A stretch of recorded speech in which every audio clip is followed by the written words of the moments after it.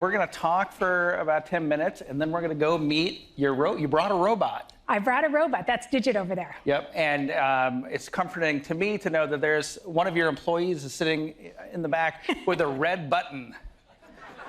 So, presumably, nothing to be afraid of. A safety precaution. Just being safe. Well, Peggy, I mean, humanoid robots might be the only thing hotter than generative AI right now. Just predictions of like $1 trillion industry by 2050. How confident are you that this is the moment? I feel like there have been a lot of starts and stops in robotics. How close are we to seeing these deployed even beyond the scale that they already are, and in particular, humanoid robots? Right. So it's happening. We have actually had Digit working in a commercial environment for a year. Actually, it was a year ago today.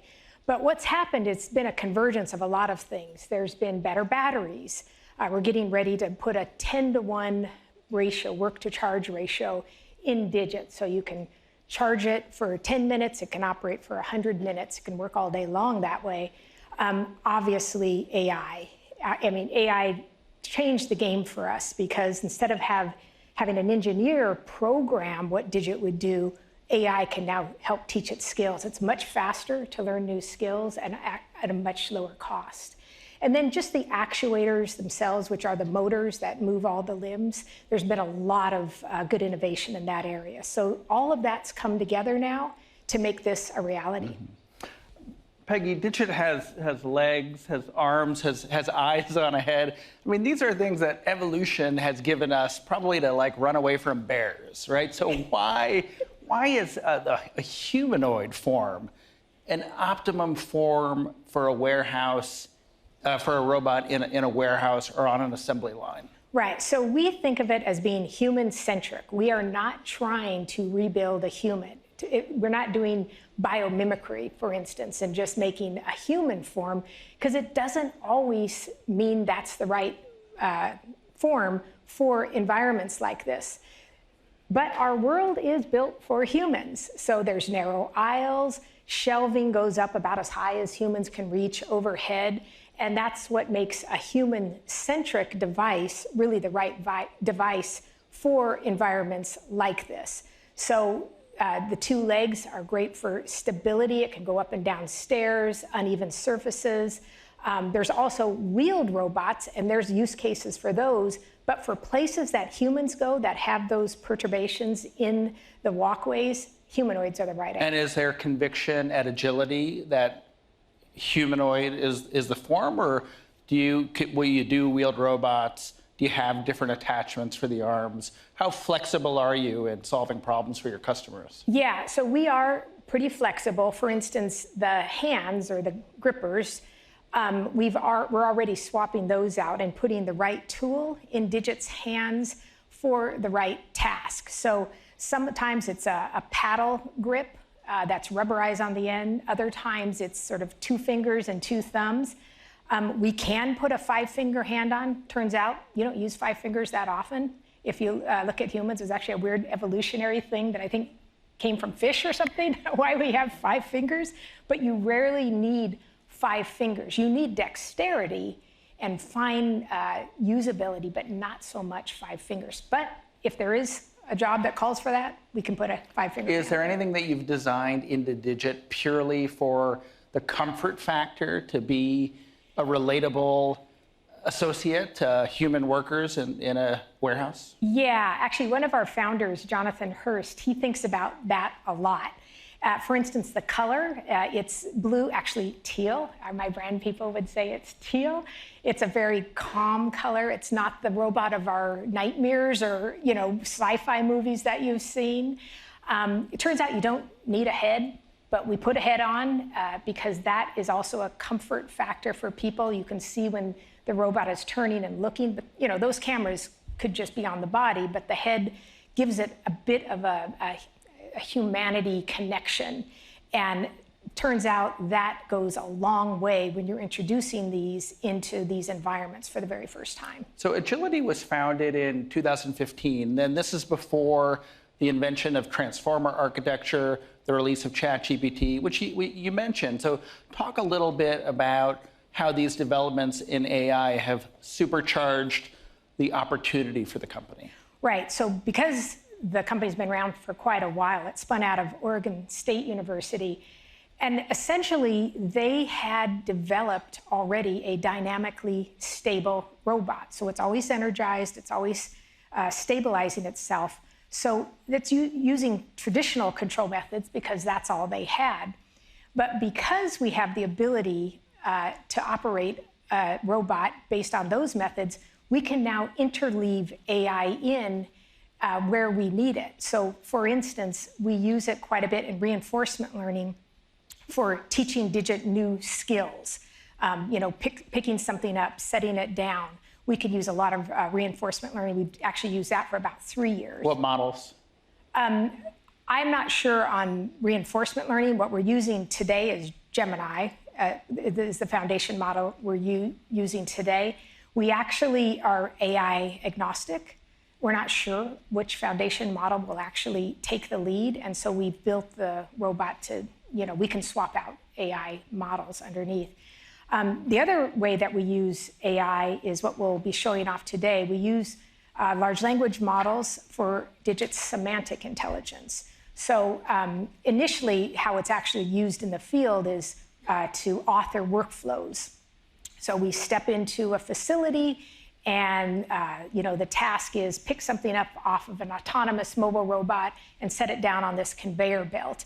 And we can use the large language models to help us train Digit on those workflows. And that has definitely shortened the time of getting up and running. When we come to a new facility, we can be up and running in about a day and a half. You mentioned that Digit has been deployed commercially for about a year. So tell us about that. What is the robot we see on stage doing right now? The deployed one is at, we have a number of them at GXO, which is a third-party logistics provider. So these are companies that are moving product through. You order something, the order gets fulfilled in this center and then sent out for shipping. It happens to be moving Spanx, which are women's undergarments. That's what it's very good at moving right now.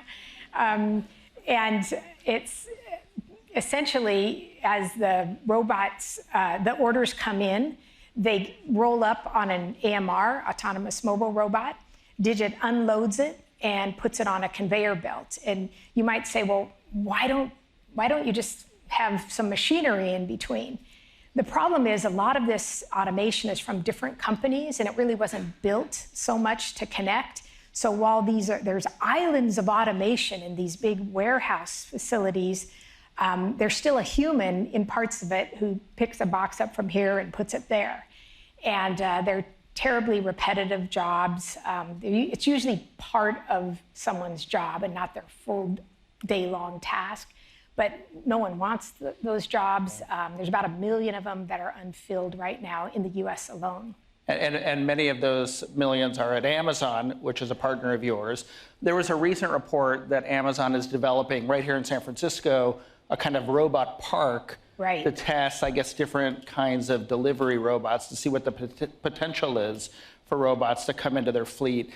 Is Agility a part of that? And what do you see as the practicality of that opportunity? We're not a part of that. However, it's definitely a problem that needs to be solved, because you can imagine, the delivery truck rolls up. How great would it be if the robot jumped out, took the package, set it on your porch, took a picture, and got back in? It would save them a lot of time. So I completely understand why they're looking at it. I think it's a long road. There's a lot of obstacles. There's a lot of inconsistencies. These sorts of environments, factory environments, are very disciplined. There's a lot more consistency. And so we can get out there and get deployed and start collecting data. That data then feeds into the foundation models that can help us train. So it's going to be a long road, but it'll be great when the family dog is already bothered when a human comes up to the door to deliver a package. My dog hates the Amazon. Can you imagine when a robot clomps up there? Exactly, yeah. So there's things that, a bike's in the way, or a skateboard, or child. So are they too early in experimenting with delivery robots? I think you're never too early for, working on innovation. But the thing that is of utmost importance in all of this, people say, oh, AI was the big unlock. actually, the biggest bar is safety. You have to operate these safely. If you don't, you won't be allowed in the customer's facilities. You're definitely not going to be allowed in homes if the robots come in and act out of control. So that is really the biggest bar. And we've been working on that at Agility. Right now, all of the robots have to be within work cells. So they're about waist high. Humans aren't in there. Robots aren't outside. But this year, we are going to be demoing what's known as cooperatively safe robots. And that means Digit can come outside of the work cell, be in close proximity to humans. You can give it a command like, go pick something up off the shipping dock on the other side of the facility, and it can walk along the aisles that humans are walking along. It has to do it safely in order to be able to come outside that work cell. So all of those things have to be solved before the delivery man's going to drop off your package. One more question before we interrogate Digit. Okay. We published a story recently about the explosion of robotic companies and innovation in China. I think we said there's something like 50 or 60 robotic startups in China. Robots are doing everything from running half marathons to doing jiu-jitsu competitions. As you kind of survey the state of innovation in the US, are we behind, and should we be concerned about that? I think as far as the state of innovation, no. Most of those robots aren't built for work, for the things that, which is the entry point for these robots today. They can do some interesting things. A lot of times it's backflips or making coffee or something, but not really useful work. These robots can pick up to 50 pounds on our next generation. So they're great for the education of robotics, getting people interested. But as far as humanoids, they've got to check that safety box before they can come into any of the facilities here. And that's a big bar that we haven't seen much of out of the Chinese robots. All right, will you show us what Digit can do? Yes, All right. So we're gonna... Man with the red button, please be on alert. Yeah. All right, come on over. You can get a little closer. Okay. All right, so a couple things before we start. I am going to give Digit a command here so that you can see it's not pre-canned or anything. Typically in a warehouse environment, it would be talking to the warehouse management system. That's how the commands would come in. But so you can see the command that I'm giving it, and on the screen back here, you'll see what I say, and then Digit's thought process, how it works through the command and then executes. And is it communicating with the cloud? It is. So you're going to see some lag. That's not Agility's issue. There's some link lags, and also just the state of AI models right now to do real-time feedback. You'll see a little of that. Also, for safety purposes, we've slowed Digit down greatly. So you'll see a slower version of it in the facilities where we're deployed. When they're inside of a work cell, we can speed it back up. But for day, that's what we're going to do.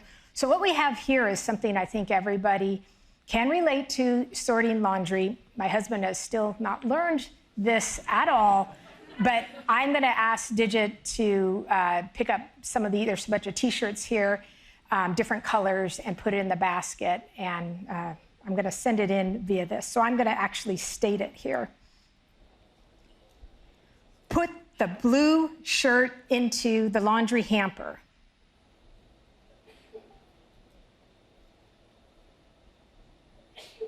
So it's taken it in. You can see my input there. Digit will now pick up the blue shirt of all the shirts, put it into the laundry. And how much faster would it be moving if you hadn't put these restrictions on it? It would be quite a bit faster, but still within safety considerations. Digit's 5'9" when it's standing up all the way. We'll see that at the end. And 160 pounds. And our next one will be a little bit heavier. Digit's going to gain a little weight because we're going to put some more battery in there. Mm-hmm. And that's why we just want to stay safe here.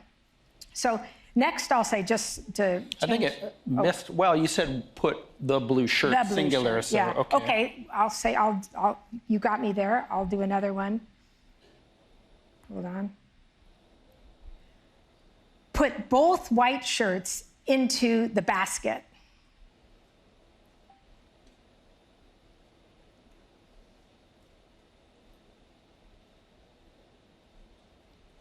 So he's thinking, I said both, it said two, and move them into the basket. Last time I said laundry hamper.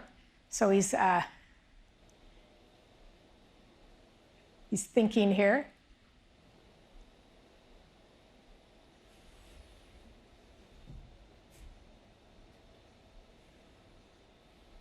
I think those are Bloomberg. These are Tech shirts. I Bloomberg just Tech noticed shirts. that. Yes, they can take one home as a souvenir. Yeah, for sure. And while it's hopefully retrieving the second one, tell us what He's thinking, Brad. From a safety perspective, and I'm not asking this out of self-interest, but what are the things that triggers the safety mechanisms? Okay, so for instance, we fumbled that a little bit. This is how I fold laundry. It's how my husband folds, for sure. He actually never folds the laundry. He just puts them in the drawer. Okay, we're going to try another one here. Okay.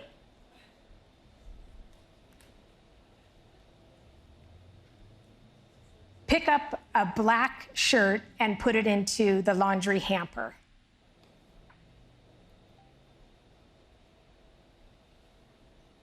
I was singular with that one. From here, I wasn't sure if that was dark gray, and there was a black one. So. Fancy. Yeah. All right. Fancy, yeah. So this is not the sort of thing we're doing today in factories. Yeah. This is some of our innovation work that we're working on and putting in different AI models, and basically teaching every day new and more skills, and AI is just supercharged. And how much mobility are your customers taking advantage of? Like, are these on the floor of an Amazon warehouse? Are these they are on digits roving around? Yeah, like their first generation of inside robots? the work cells. Yeah, we stay inside the work cell, and they're doing different things at different places. We have a company, Schaeffler, which is a components manufacturer. They're based in Germany, and we've been working at one of their facilities on the East Coast. And they have they have to wash machine parts. They're very greasy, and they get thrown into a metal bin, and Digit takes them and loads those into the washer and does that for them. So it's all in the same area of material handling, but it is a multi-purpose robot. It can do variations on all those things, but then as we proceed, we'll add more and more skills. And obviously AI is helping us do that. Do you want to show us one more? We could do one more. I see a gray shirt there. Okay. Pick up the gray shirt and put it into the basket. So as it processes that, I mean, we've seen some truly stratospheric investment rounds and valuations for humanoid robot companies. You know, how much of that is based on the future promise of humanoid robots in warehouses, and how much of it is, purely based on the progress, the kinds of progress we're seeing here today, and the implementations that companies, manufacturers are making use of? Yeah, I think the vision is all correct. There will be, I think Elon talks about, hundreds of thousands of robots. I wanted to ask you about that. Yeah. Do we believe, Elon says Optimus is leading the field. Yeah. Do you, how many grains of salt do you take that with? Well, actually, as long as that safety bar can be met, that's not insurmountable. But we don't see much focus on safety in the humanoid industry right now. We're actually working with the US government to help write the humanoid regulatory requirements. We feel very, very strongly about safety, and that is the bar that has to be met. But when that's met, I mean, the sky's the limit. Well, do you worry that some of your competitors, like Elon, might be overpromising and compromising on safety? I think whatever he does in his factory is fine. I have to go to these other factories that all have pretty high safety bars. Actually, Amazon's is probably the highest, as you might imagine.